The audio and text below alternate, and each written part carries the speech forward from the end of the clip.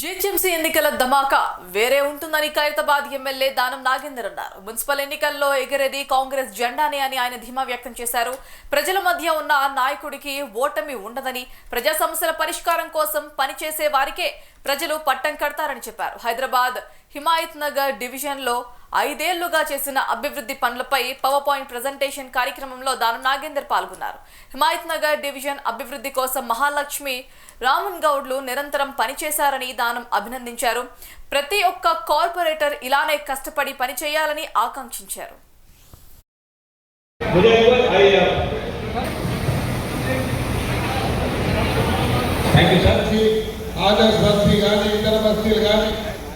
లక్ష్మీ రమణ్ గౌడ్ గారు చేసిన అభివృద్ధి సంక్షేమ కార్యక్రమాల్ని, ఈ 5 సంవత్సరాల్లో చేసిన సంక్షేమ కార్యక్రమాల్ని ఒక పవర్ పాయింట్ ప్రెజెంటేషన్ ద్వారా చేసిన కార్యక్రమాలు, చేయబోయే కార్యక్రమాలు, ఇంకా నేను చేయబోయే కార్యక్రమాన్ని కూడా ఈరోజు మరి కళ్ళకు కట్టినట్టుగా వారు చూపించడం.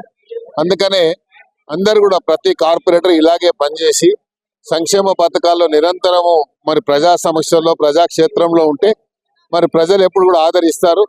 అది అనేది ఒకటి ఎప్పటికీ కానీ ఒక పాలసీ కింద పెట్టుకోవాలి. ప్రజల మధ్యలో ఉన్నవాడికి ఎప్పటికీ ఓటం ఉండేది.